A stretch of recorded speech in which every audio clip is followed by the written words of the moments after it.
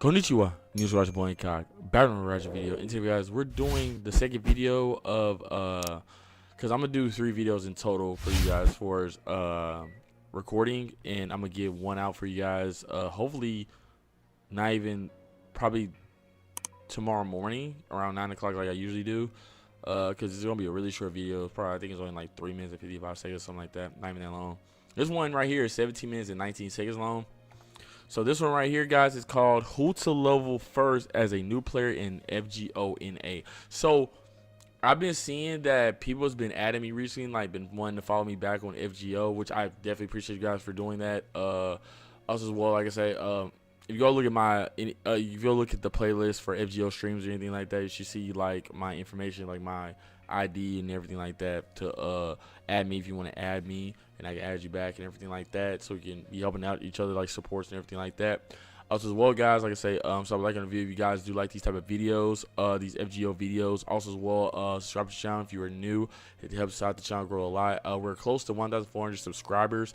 Like I said, I'm trying to, like, I've been out for like 2 weeks being sick. On top of that, another like week or so, or another like couple days after that as well, because for some reason my computer wasn't starting up. But now, right now, I'm actually able to make videos. Now I'm actually like just glad I'm able to do this. So I do enjoy this as well. So it was like really irking me. I couldn't even make videos for you guys, but we're back, and gonna be streaming as well. Like I say, just got done with the Oko event. Also as well, you guys let me know about the rerun of Oko event. Did you guys finish it? That was playing it, or was you guys playing the JP version of the game? Like, just let me know how that went for you guys in the comments down below. Like, I see all the comments. I comment on all the comments, or some of that nature. But, all right, this one is called, guys, like I said, Who to Level First as an NA player in FGO NA. So I guess this is not for me, because I still technically, I guess you still technically call me a novice at the game, so I really don't know all the ins and ends between everything. I kind of know how to farm in here and there, so that, but I'm still like a beginner to most things. But guys, that's just subscribe to my channel, that's new, that's just now getting into it, like just now getting into it, that haven't even be for Yuki or nothing like that yet. You know what I'm saying? This can help you out as well. So we'll all learn all together. So yeah. Like I said, we're just looking pretty sure about down below. But yeah, without further, guys, let's get right back. Let's get right into it. So, play. How's it going, everyone? I'm Klitch, and today I'm going to give a rundown for new players of who I would recommend you level first. So he's an anime YouTuber, fake grand order. VTuber. For the most part, this list is only going to contain servants that can be found in the free-to-play gacha and servants that are locked up until you complete Camelot. Okay. So, if you're just starting out in FGO, these are the servants I would recommend you. So he's doing free to play FTP. So just a running trend you'll notice in these is that a lot of them are going to be arts units, and this is because arts units are the easiest to work with in the early game. Yeah, and arts is the meta too. Upgraded NPs that are easy to access, so they will do more of what they do best. Also, a side note to this, Monster Hunter music in the background? Entirely gameplay focused. So if you see Matahari when you just start and you love her to death, then by God, level her first. There's no shame in that at all, and honestly, it's how you should decide who to level. But if you're here to get on that early game grind, then let's begin. Okay, Saber, what we got? For Sabers, it's got to be Caesar. In terms of raw damage potential, I heard about that. Caesar has you covered on both ends. Is an okay charisma and a decent party-wide NP damage up, but his third skill is by far his best one. A targetable 40% crit damage up with an additional 100% crit star generation up makes for a powerful crit support skill. Sheesh. This is the role where Caesar shines the most, and he is versatile enough to fill it in almost all teams. But wait, it gets better. This rotund ruler comes packing with a huge single target NP that adds to his ability to create stars while also dishing out some serious damage. This skill will be buffed during the Valentine's 2022 event and will give him one of the highest damaging NPs in the game. Dang, so upcoming Valentine's 2022, he's going to be crazier? He's just going to get better. So with that, show the guys. Oh, wait, no, the event already passed. I'm tripping. I'm tripping. Alright, so there's an issue with recommending an archer to level first, a single archer to level first. That's because the archer class has some of the most powerful cheap servants in the game, and honestly, this recommendation depends largely on who you roll as your first. I'm gonna pause right here. Arash, Stella, and Uriel. Yeah, I haven't used Robin Hood as much like that, but I know he can be cheesy as well. But yeah, Arash for farming, crazy. Oh my goodness, self-destruct. Get somebody else out there. Easy farming. Uriel. I got them both to level 5, I believe. So yeah, they're pretty disgusting, MP wise and all that. Especially going against, I think, yeah, because she charms people, right? You have to, yeah. So it's good to go against a male servant with her. Yeah, so these are some cheap servants. Not even gonna lie, archers do have some cheap servants. So, I mean, not lying about that. All right, so let's get back to it. Play. But by and large, the one who stands above all others in terms of sheer value and versatility right. is the sleazy, sheepish sheep herder, David. Oh, he adds David? Support with some DPS capabilities, but honestly, he's meant to be a support. He has a decent charisma and a personal heal, but who I have gives a shit David, about that but when you can AoE evade? David's AoE second evade skill allows him to effectively prevent an AoE NP from wiping your team, and in the same breath giving a little heal and clearing their mental debuffs, which for the uninitiated is usually your stuns and your skill seals. Yeah, because I haven't, this but I skill have not is leveled so them up. useful in the early game when Berserkers are the meta that it's worth dumping everything into it. He also has a single target buster NP, but it's just okay, because again, he's not a DPS. It does have skill seal on it, so that is kind of useful sometimes. I think it's only fair that I throw in a DPS archer for this as well, because sometimes firepower is what you need more than defense. So my pick for that is a tie between Uriel and Robin Hood. I personally lean more towards Uriel, however. I'm okay with comparing them like this because they serve the same purpose and are equally effective in their roles. Uriel is able to charm lock male enemies for long swaths of time. I thought so. And additionally deals ridiculous amounts of damage Right, to especially those when you male get to enemies level with her 5 MP. of it. It's actually ridiculous and makes her viable against all male enemies save for Lancers. Robin, on the other hand, relies on poisoning enemies to drop his massive tree on people's heads. This can be made more consistent with poison command codes if you have them. Robin also excels at NP spamming due to his golden rule and third skill, which give him stars to help along with the process. Both of them are art servants who excel at nuking, and both of them will help you throughout the story mode, even into the late game if you invest into them. Lancer. It's cool. Yeah. Okay. I don't know what you were expecting. I mean, it makes sense. I could realistically end this part. That's my right favorite now, Lancer, though. though. Out of all the Lancers, cool. Dog. So, especially that one from State Knight. His ability to be practically immortal. He has a that's evade, a little bit guts, a heal, and a debuff remover. His kit alone screams survivability, but he is also capable of slapping the early game around with his damage. So, something that new players may not be aware of, and maybe some veteran players, in that each class has a damage modifier that either boosts or decreases their base attack. Assassins, for example, deal less damage than their base damage by a multiplier of 0.9. Lancers, on the other hand, deal more damage by a multiplier of 1.05. Now, this may not seem significant, but it is worth mentioning, and that extra spike may be just what you need. The other thing with Ku is that he will grow in value as time goes on, as his guts gets a significant buff during the 5th anniversary, which will play on his infinite survivability by increasing his damage based on how low his health is. Okay. Realistically, this buff wasn't even needed. Ku currently outclasses the entire 1 to 3 star Lancer roster, the vast majority of the 4-star Lancers, and some of the 5-star ones. The only Lancer that comes close in my mind 1 to 3 servants before Ku is Leonidas, but that's hardly a close second. Okay. To put this into perspective, I've been playing FGO for a while. I have a decent roster to choose from, but the only character that I pick to beat Archer bosses that isn't my level 70 Ku is Enkidu, who is also a survival monster that does crazy damage. So, the long story short is you want to level Gareth first. Ushi Wakamaru is an invaluable character to have leveled, and not just in the early, got that AoE, but for all levels of AoE MP. What about George? George is the best tank. She doesn't have a 3-turn taunt. Really, why? Or just buys cause she's thick.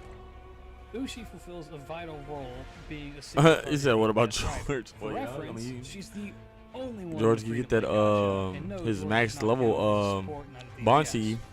This gives Ushi a powerful anti-caster boss leash, which shows up a fair amount because she's thick. It is very prevalent in the early game. To give a rundown of her skill set, to put it bluntly, it's pretty bland. But sometimes, simplicity is best. Yeah. She has an NP gain buff for the party, which also boosts her quick damage, a decent charisma, and an evade, which increases her star drop rate. But honestly, that's more of a joke than anything. Her charisma gets an enormous buff with the release of the Little Big Tango event that NA will be getting in January of 2023 at the rate that we're going. January 2023, we're going to get that event? Okay. Better than she currently so I wonder what that event is and how it works. Buff, she is still an absolute unit. Her damage is good, her star weight is great because of her rider class, and she helps the team with her kit, and her NP hits like a goddamn freight train. Yeah, it does. There is no good reason to not have her leveled. Praise be to Pinto. Oh my goodness, that art, crazy. Alright, so the assassin class is kind of a mixed bag of weirdos. They, more than any other class, fill a wide variety of roles, from a defensive support character, to crit supports, to star generators, to DPS, etc, etc, etc. They can do anything. As a result, however, most assassins fall into a very, very small niche, meaning that they excel at one hyper-specific thing and are crap at everything else. For that reason, the consistency of 100 Face Hassan is a breath of fresh air. 100 Face is a single target servant who excels at NP spamming. Her perplexity for this is due in large part to her 2 arts cards, multi-hit arts NP, and her first skill. She also boasts a strong projection-like skill, and a 4000 HP heal. She also has an NP interlude once you finish Camelot that increases the damage and reduces arch resistance of enemies. So, what that means is that the whole party essentially gets an NP up while attacking the affected enemy with an arts card. Speaking of, I'm actually going to stream later this weekend and beat the rest of Camelot, or try to beat Camelot. One package and makes her a true force to be reckoned with. So make sure you be completely new to have them no the bell turned on. Metas or even the importance of leveling skills. I took my 100 Faces everywhere, and up until Camelot, she was one of my main DPS. So take it from someone who is going in blind. It's wild at how many good 1 to 3 caster 1 to 3 star servants budget casters it is. Are the hardest ones to rank in terms of who to like it's really first. Good, and that's because so many of a them lot of budget are servants. broken. Like, what the fuck? Why does Chen Gong do that? Anyway, yeah, Chen Gong is its own system. In general, Hans is the best budget caster, and that is solely because he's the most versatile. Chen Gong is great with Berserkers and good with all others. Paracelsus is great in an arts team and good everywhere else. This is a trend among all the budget support casters except Hans, who's always great and sometimes godly, that being on a crit team. Yeah, you guys told me about Hans at the beginning that he was like really good. A huge NP gauge up skill and a party-wide crit up. Couple this with his good NP gain, 3 art deck, and an NP that, while chance-based, gives so many buffs, he is simply the epitome of a godlike support. Plus, he's only a 2-star, so he costs pretty much nothing. His one downside is that he has low HP and low attack, but honestly, for everything else that he does, who cares? I mean, that's the way they balanced him, I guess. Berserker. So the biggest strength of the Berserker class is also its greatest flaw, that being class advantage. Berserkers that are able to take full advantage of their class are some of the best servants of the game, such as Arjuna Alter, Ku Alter. Yeah, it just sucks that they die so easy though. In return, they have to be able to live long enough to slap they die so easy. This puts Berserkers in a precarious place. They're gonna do it gives them tank damage. Play styles. You either kill fast and die but young, they die or quick. surround yourself with supportive friends. Both are fairly effective, but there is one cheap Berserker who shines through in the friend point gotcha, who can easily do both. Spartacus. Old Sparty Boy touts an impressive amount No, y'all of told me self-sustain about in his kit Spartacus. despite his class. Plus, and this is absolutely worth mentioning, all of his strengthenings are done through strengthening quests rather than interludes. So once you get him to his 4th ascension, you can immediately get all the goods. So, investing in him early gives you a great return investment. But it goes even further than that.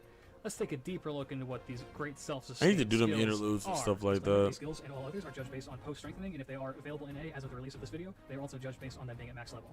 First off is a straight-up heal that occurs every turn for 5 turns for 1500 health at max with a 7-turn cooldown.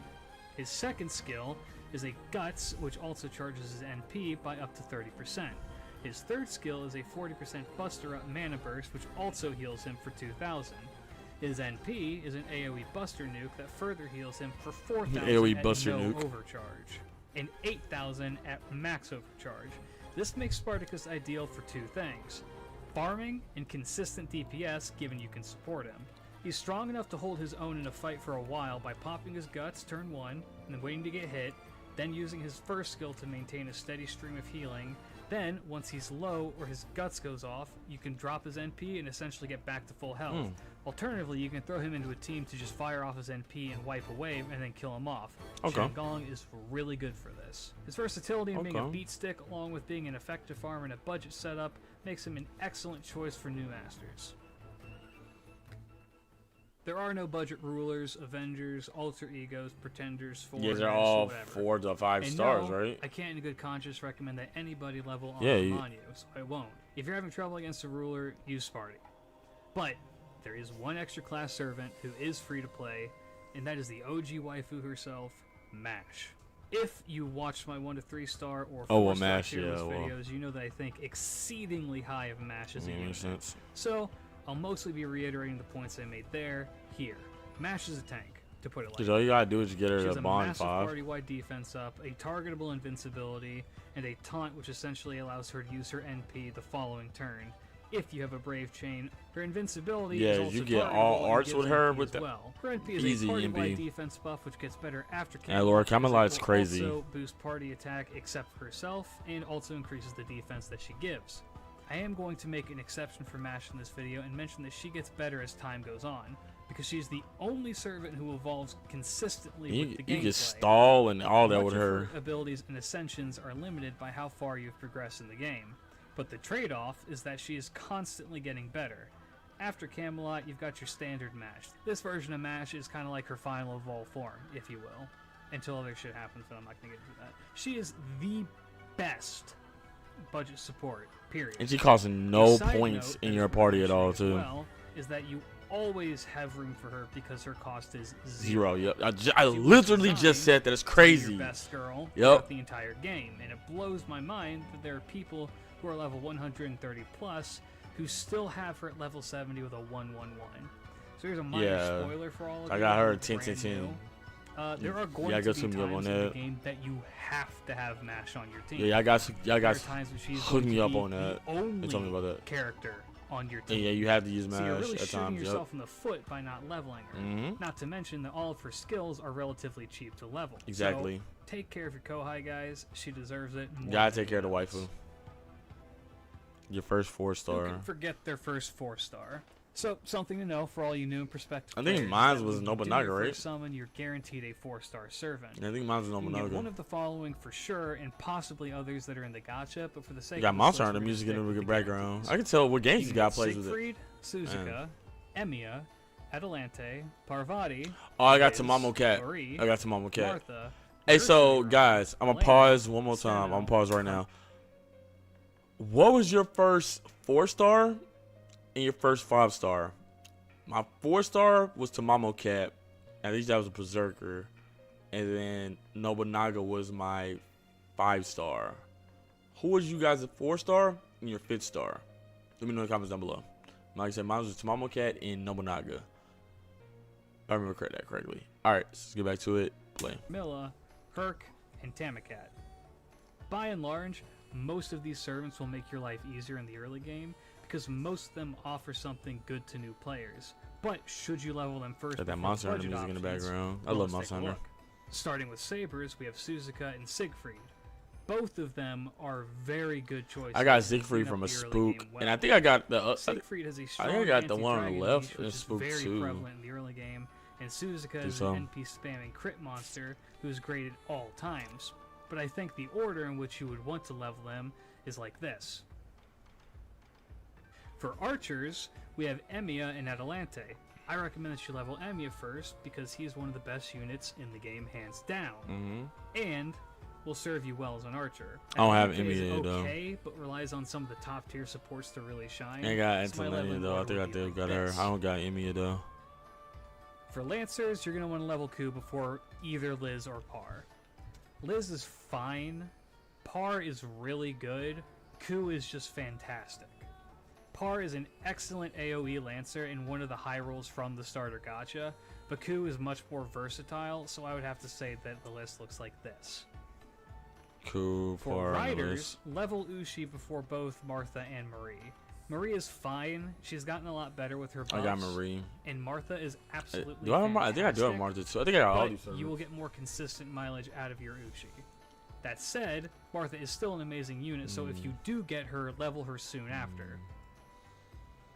For casters, both Nursery Rhyme and Helena are excellent units. Nursery is a crit farming servant, and Helena is an all-purpose support.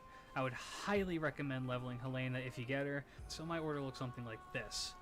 That is, unless you roll Herc, then you want to go with Chen Gong and dedicate the early game to a Masher Gong combo. For assassins, we have Carmilla and Steno. Personally, I would say Carmilla is slightly better than 100 Face, but it's fairly close. Always level. Well, that's why you're showing Uriel though. Steno gets much better in the late game, but in the early game, she's just not great. So I'd say my list looks something like this. Oh, okay, no, okay, gotcha. And finally, for the Berserkers, both should be leveled before Spartacus. Herc is the highest high roll of all of these early game servants, and he is worth re-rolling if you're trying to do the Don't meta, got hurt, but it got because he can practically solo every single fight in the early game, and is still a monster unit in the late game. Tomcat is not as good as Herc, but she is still a solid Berserker. Plus, with her buffs, she has gotten significantly tankier and no longer has to worry about the demerit on her NP. So, my list looks something like this. So that's that! Let me know what you think in the comments, tell me how horribly wrong I am, or give me your own recommendations, because I love to see them. If you like, do the like thing, it really does help. I hope the best for all of you. The like thing helps. Check out my Twitch channel, because upcoming is... Alright, so we're going right there. Who to level up first as a new player in FGO NA. So you guys agree or disagree? And if you guys are a new player, do you guys have any of these servants? Or are you guys going to get any of these servants? Like, just let me know in the comments down below. Like I say, have a discussion in the comments section down below. Like I say, also, well, like I say, the like thing helps our channel a lot. So you guys can slap a like on the video. Helps the channel grow a lot. Share a video. Where you share cool stuff. And also, as well, like I say, subscribe to the channel. It's free. You know what I'm saying? Reaction videos and streams. All that FGO content that you guys love and you endure. But anyway, guys, INCOG, I'm out.